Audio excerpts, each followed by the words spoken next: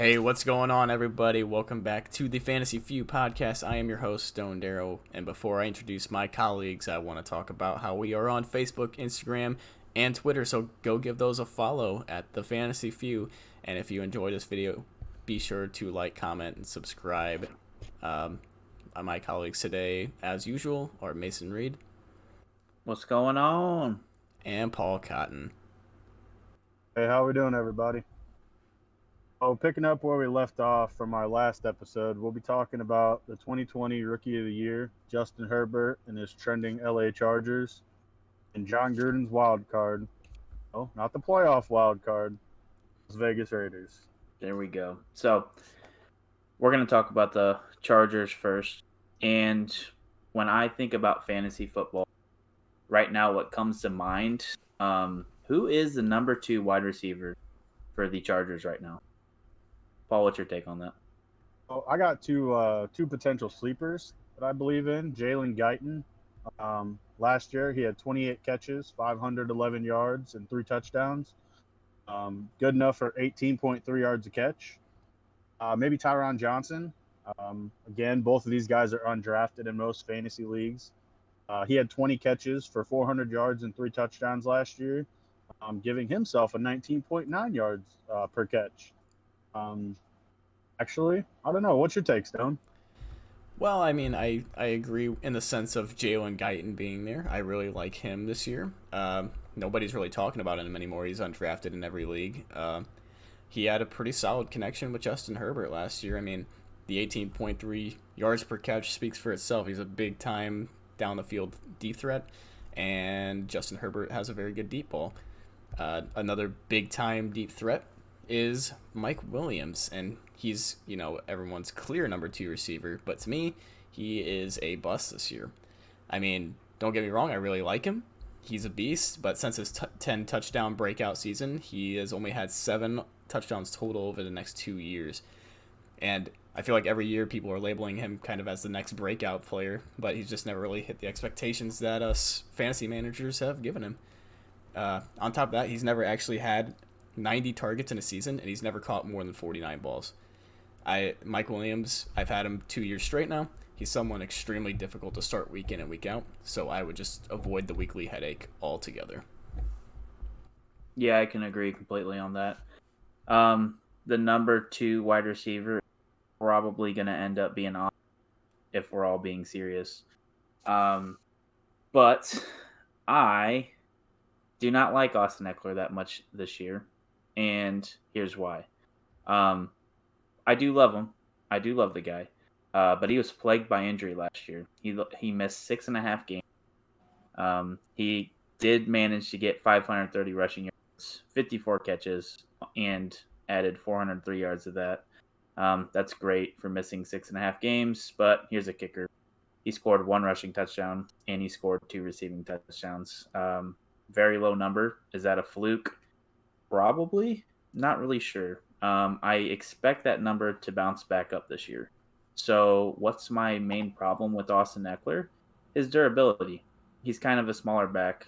I think he's going to continue seeing these little nicks and bruises that are going to keep him out 2 games here, 2 games there. I don't think he's meant to be your full-time 3-down back.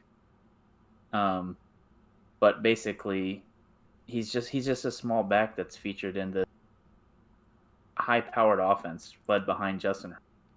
He had a 17% target share last year. That's freaking a running back. His ADP is early second round. I have passed on him for guys like Joe Mixon, somebody I think is going to get like a sure blunt of the load, and I think he's going to remain healthy this year. But yeah, again, love the guy. This is solely based off of durability, and I don't think he's got that.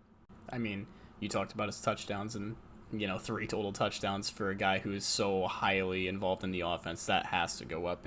I would say it is completely a fluke that he only had 3 touchdowns. And agreed.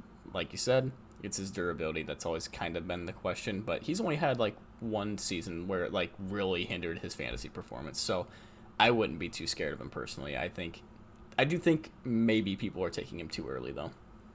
Yeah. I'd be okay with taking him in the 3rd round, but he's just not making it there because of his high power ability to score a crap ton of amount of points each week, especially in PPR. Probably not taking him. Definitely not taking him in the second round if it's PPR. Yeah, so I'll go into my bust real quick. Jared Cook, he's 34 years old. He's basically going undrafted in most all leagues. In fact, due to injury over the course of the last week of preseason, starting tight end that I drafted, Irv Smith, who I'm pretty high on, he's having meniscus surgery. And coincidentally, I just picked this man up off of waivers, Jared Cook.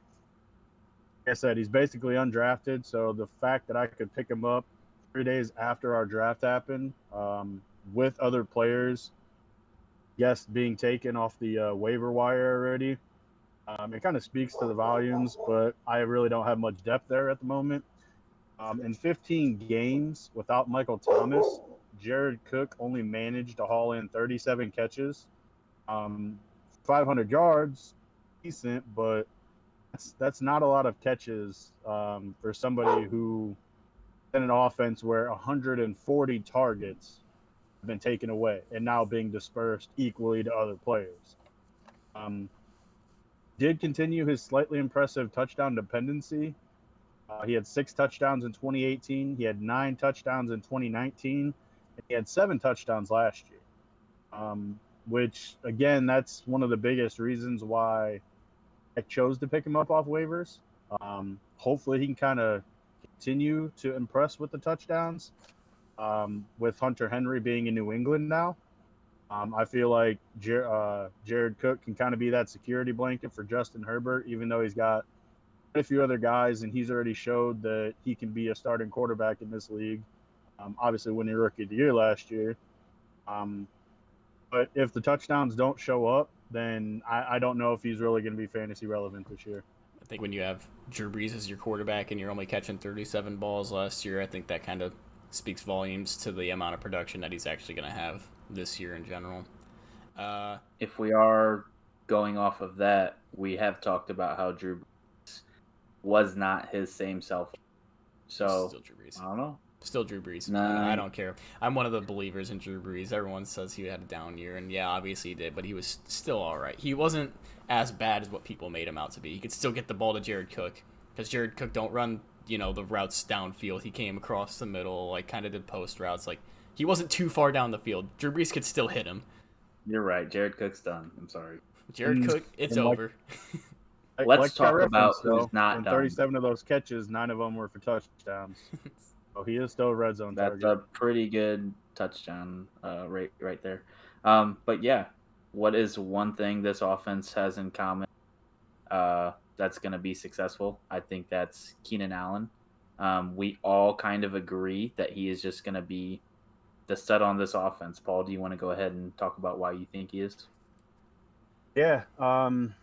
So he's being drafted, I think, pretty late, and I feel like this has been a common theme with him for the past several seasons in fantasy. People just seem to sleep on him, and I'm not really sure why. In the past 4 years, he's played 62 out of 64 possible games. He has 303 catches, 4,780 yards, and 20 touchdowns. Now, albeit his yards did dip below 1,000 last year with 992, 28 yards off that mark. And missing the first 2 games in 4 years, his reception totals stayed very similar at 100. To me, he's just the model of consistency, and I know we kind of talked about this in our NFC North coverage with Allen Robinson.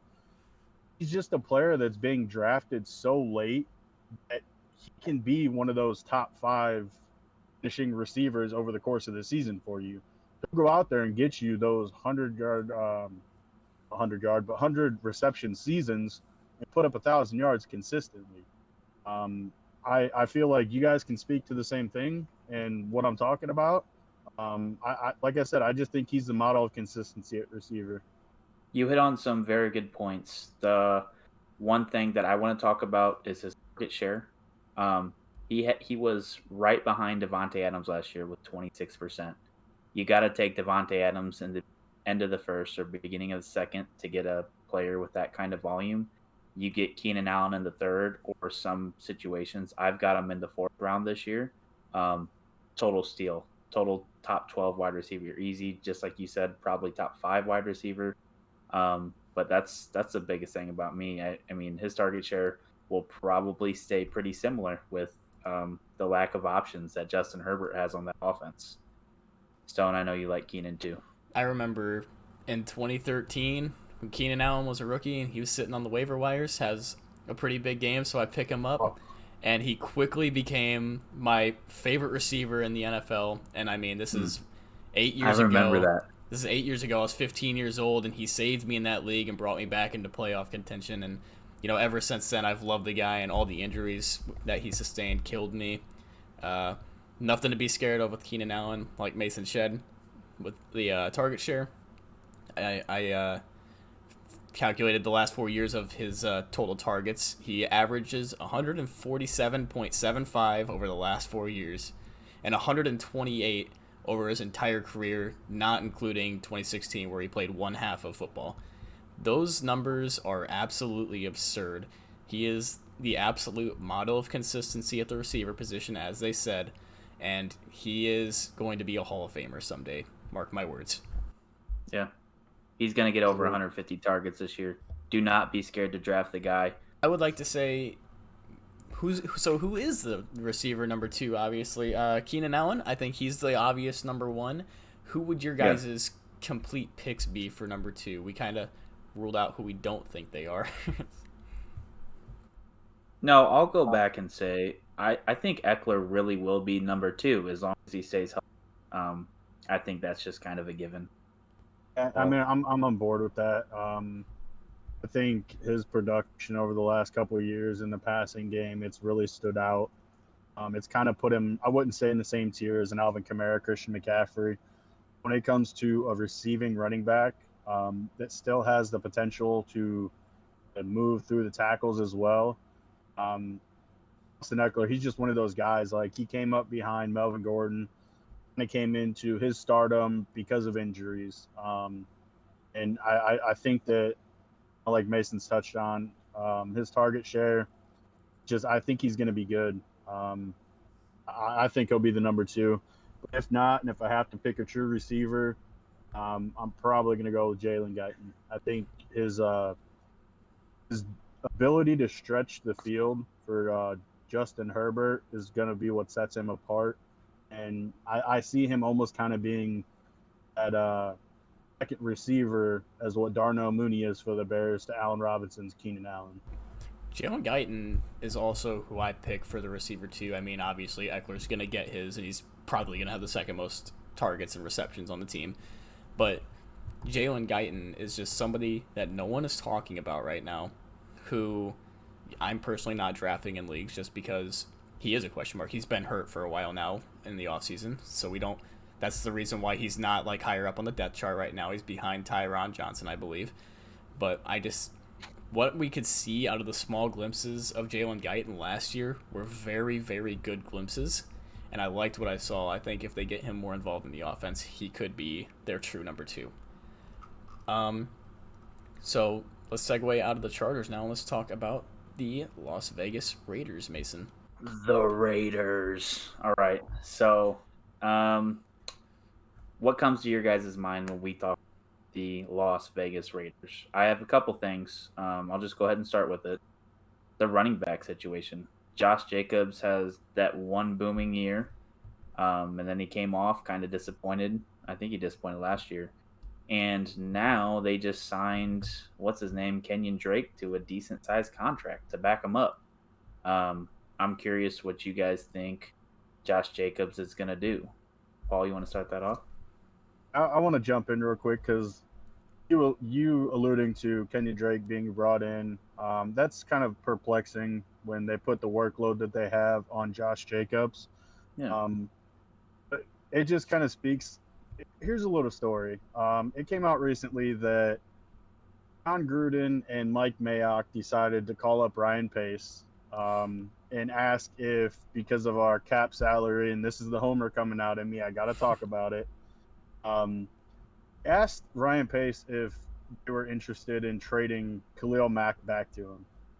And Ryan Pace was very quick to basically say, "Nah, we're good. We're going to keep him. You guys already made that mistake in trading him. We're not going to do the same thing." Then they went out and signed Yannick Ngakoue. Okay, fair. He's a pretty good up and coming linebacker. Recent years with Jacksonville and Baltimore, but yeah, going into it, I think Kenyon Drake signing was very kind of weird and off kilter. But I mean, that's just the type of organization that John Gruden likes to run. He's, like I said in the intro, a wild card. A lot of their moves don't really seem to make sense. Um, Again, their fourth overall pick when they got, I think last year they took a defensive tackle when there were so many other positions, and they're just like, what are you doing, guys? Like, so I'm not really sure the direction of what this team is going or what they're gonna do. But they've definitely got some question marks on the roster, and I think the running back position is one of them. Oh, absolutely, it's one of them. Josh Jacobs is a big question mark to me too. Even after having such a fantastic season last year, he had 1,300 total yards and 12 touchdowns. That's pretty good. That's 300 touches. He had an extremely high piece of the offense there. Uh, but now Kenny Drake comes in the picture, and he's going to vulture some of those touches. Josh Jacobs' numbers are going to go down. Kenyon Drake's numbers aren't going to be anything crazy. It's just stay away from the running backs there. That's just all I got to say about it. It just makes me think, like, all right, is Josh Jacobs dealing with injury that's pushed under the rug? Is he just not performing the way John Gruden wants him to perform? Is it just because he's just not really that catching running back? I don't know if Kenyon Drake can do much better. I know he can do a little better in the passing offense, but I like Josh Jacobs, but not enough this year. Paul, let's go ahead and move into why you don't like Josh Jacobs. So yeah, I mean, as Stone already alluded to, he had a pretty substantial workload in his first two seasons. 512 carries for 2,200 yards and 19 touchdowns. He kind of lacks a little bit, like you said, Mason, in the catching department. 53 catches for 400 yards and 0 touchdowns. Um, I mean, I feel like he's bound to regress because of the signing of Kenyon Drake, like we already talked about. Um, I mean, Kenyon Drake in his own right was a starting running back last year with Arizona. He had 264 touches for 1,100 yards and 10 touchdowns, which, I mean, that's not far off from what Josh Jacobs did. And Stone, you just said it. He had 300 touches for like 1,300 yards and 12 touchdowns. Very similar running back right there. And I mean, Kenyon Drake did this while splitting carries with Chase Edmonds. Similar to what he's going to be doing with Josh Jacobs now. And I don't see Jacobs being worth being taken as the running back 19 or in the late third, early fourth round, where you're going to have to take him if you take that type of player. And Drake is in the ninth round, if not a little bit later. So I just don't see the risk being worth the reward when it comes to Josh Jacobs, at least for this year in fantasy. Mason, you want to talk about your potential busts here? Yeah, and it's out of pure instinct. I just don't like him right now, and his name's Henry Ruggs, or maybe he's the second coming of John Ross. I don't know. Extremely fast dude. Yeah, like athletically, he looks amazing. But when it comes to where you have to draft him this year, if I'm taking a wide receiver in the 11th round, which is around his average draft position, it's going to be Michael Pittman. It's going to be Darnell Mooney, Marvin Jones, Russell Gage, Marquez Callaway. I've said this before. I'm just not taking the chance on Henry Ruggs, especially because this offense is so weird. And I just don't like him. I like to add to that, he had a pretty solid 17-point yard per catch last year. Pretty good.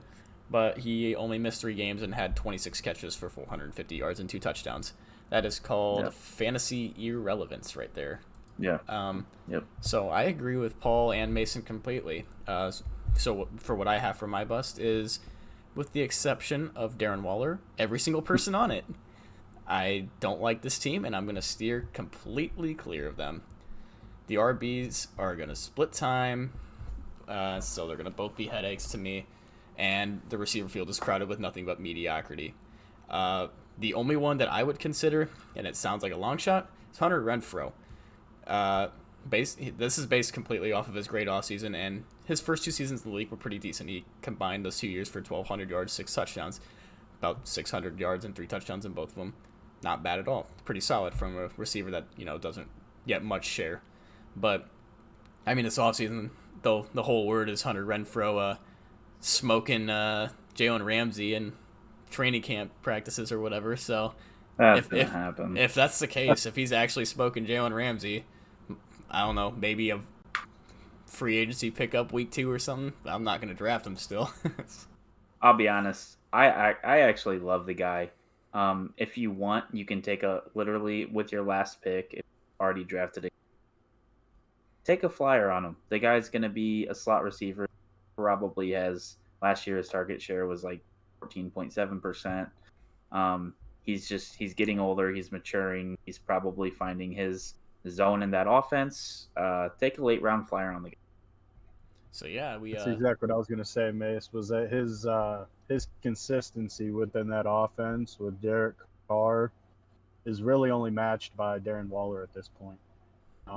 There are other receivers that they've had there, Michael Crabtree, Tyrell Williams, a bunch of those guys are gone. And so he's been one of those consistent targets for Derek Carr. And like you already alluded to, I think it's only going to kind of grow, being in his 3rd year and kind of growing in the NFL as a receiver. So with us bashing completely all over the entire Raiders offense, besides Hunter Renfrow, who do we have for guarantees here, Mason? Well, it's obvious, Darren Waller. Right now, his average draft position is 3.05. Paul's got a funny story for that one. He wants to tell it after I'm done with it. It has to do with our draft last Saturday. Basically, in 2020, he had 107 catches, 1,197 receiving yards, 9 touchdowns. This guy's my favorite tight end this year. That's only because Travis Kelce is basically a first-round pick at this point, and I'm just not going to take a tight end right now. Hats off to you if you've got the balls to do that. But basically, in 2019... Hold up. It does not take balls to draft Travis Kelce, everyone. Don't even listen to what he just said. It does not take balls to draft Travis Kelce. He's the first round? He's the best.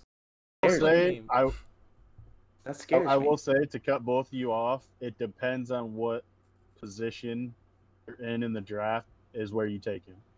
We did our mock, and I took him in the 4th spot. It was just me having fun messing around. I don't think most people are really going to consider taking him with the 4th overall pick.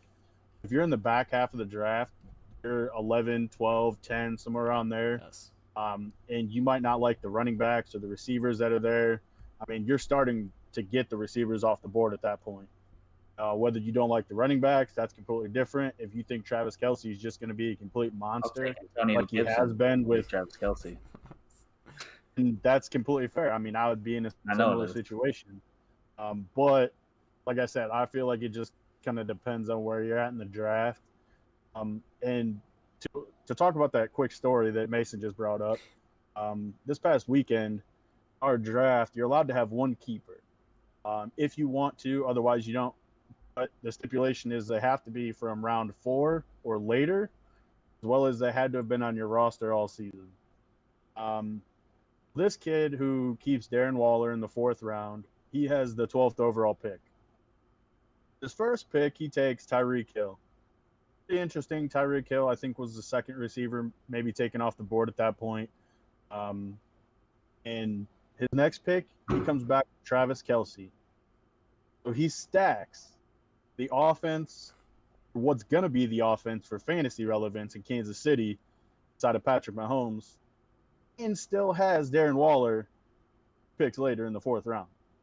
Like, I'm not really sure if he's trying to just steal all the top tight ends from everybody in the league or what his thinking was. That's just... He's got a hell of a flex player. Has no running backs.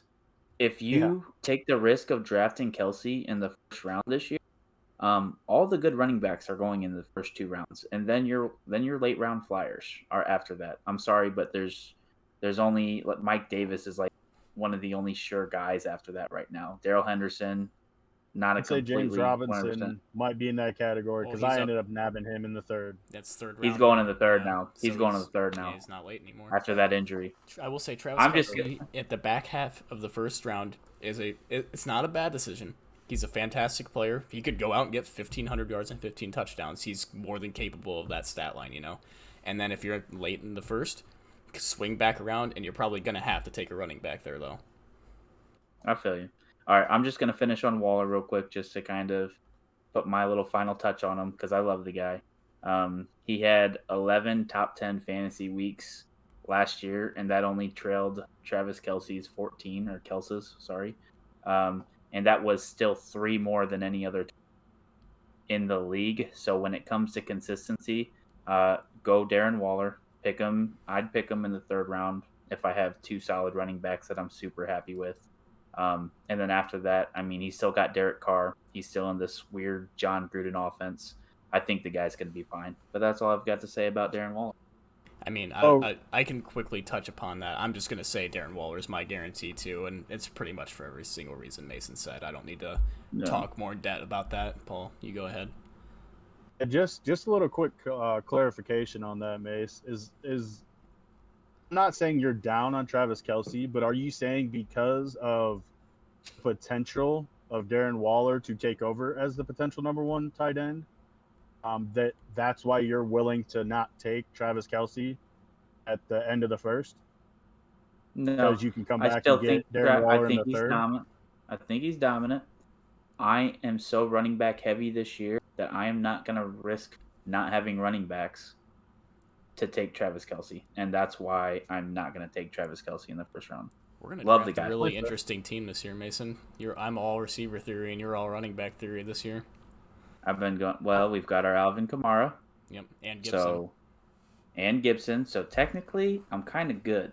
And Hopkins. It's Yeah. pretty stacked 3 keepers right there. I mean, that's just a whole other league. We'll get back on topic. I'll talk about my guarantee. And I know I wouldn't say that I really bashed him or his counterpart. And I know Stone doesn't really like the headache, but my pick is Kenyon Drake. And like I said, he's going the 9th round, possibly later than that. But he's going to eat into Josh Jacobs' overall touches, receiving and just carries on the ground.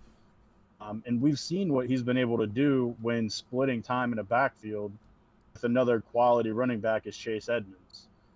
We haven't necessarily seen it with Josh Jacobs, which is why I'm lower on the board with him, just because we've seen Kenyon Drake do it. We know what Kenyon Drake can be as a full-time starter, as well as when somebody else is kind of coming in and taking some of those carries and those receptions out of the backfield. I mean, he's logged over 500 plus touches in the last 2 seasons in Arizona, and I think he'll be a steal for a starting running back in the 9th round, especially if there's any type of injury that happens. Now, I'm not trying to put an injury or jinx or anything on Josh Jacobs, but I mean, it's a similar situation to Gus Edwards, what he just stepped into with ACL injury of J.K. Dobbins. Go from having a potential fringe starter or a flex position running back for depth that you get in the ninth rounder later, that you can now turn into a starting running back. Yeah, I feel bad for Kenyon Drake leaving Arizona, honestly. I wish he stayed there. Yeah, I feel like that offense fit him a lot better. Because, I mean, we've seen it a little bit with Jalen Richard as the backup to Josh Jacobs. He's kind of more of that receiving threat. But, again, he hasn't really produced much in that offense. I don't think anybody's going out there trying to draft Jalen Richard. If you ask 9 people out of 10, they're probably not even going to know who he is unless you're a Raiders fan. But that's just the difference that I see this year in that backfield. I've seen Kenyon Drake be able to produce decent fantasy numbers while still playing second fiddle or even first fiddle but just having to split carries with that other running back.